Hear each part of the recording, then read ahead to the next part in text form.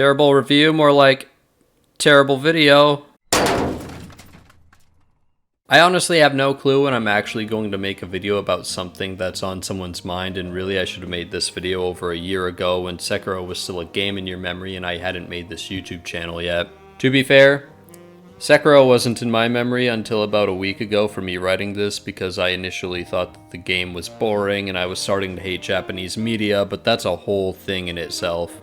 As far as FromSoft games go, Sekiro was more straightforward than the company's other games, as you don't have to complete all the side quests and read every item description to understand what the hell is going on. Although I wish the story was a bit more complicated, since at its core it's about a damsel in distress, and I find that a little too gamey for a FromSoft title. There's Kuro, the divine heir who everyone in Japan ships themselves with, but that's obviously creepy, so the guy you play as Wolf, or Sekiro if you want to sound less stupid, is given the responsibility of guarding Kuro from his fans, but right from the get-go, Sekiro is killed by Genichiro, Kuro's biggest fan.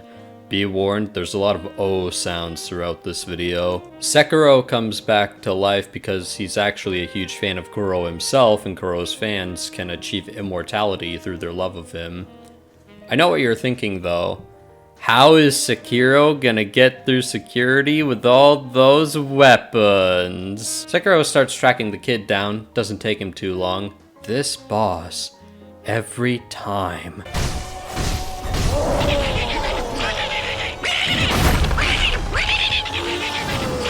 And beats Genichiro so hard that he gets depressed and kills himself. Now you'd think Kuro would like to keep his career going since he's obviously making bank, but he's decided that he doesn't like being a pop star anymore, so he sends his ninja to various locations to collect items that he thinks will get him high, which would force him to have a really shitty performance, thus tanking his career.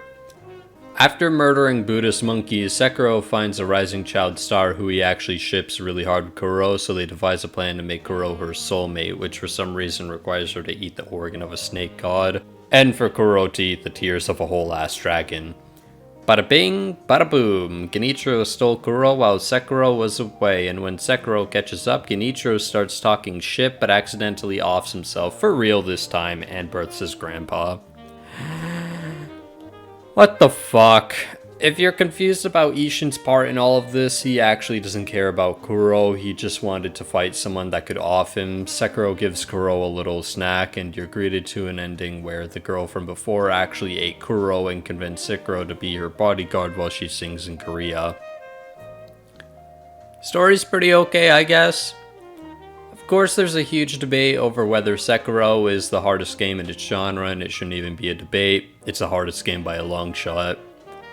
It's almost as if FromSoft heard the veterans of their games say that previous installments of an unnamed series were too easy, so they decided they cranked the difficulty from 10 to 11.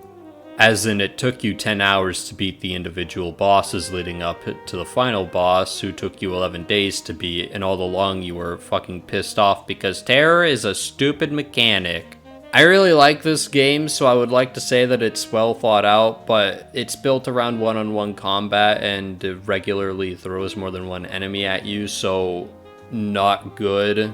And while the game is hard, some of the bosses actually have weaknesses that trivialize their fights or let you bypass entire stages of them. Imagine if I hit that though. But other than the gameplay itself, the game looks great if you close your eyes and substitute the word great for the word okay, as in, okay, this looks good, but I've never left my little pocket of America, so I don't understand it, and things I don't understand scare me. Sekiro's soundtrack is also pretty good, but most of it doesn't really pop out since it's all dreary and ominous Japanese music.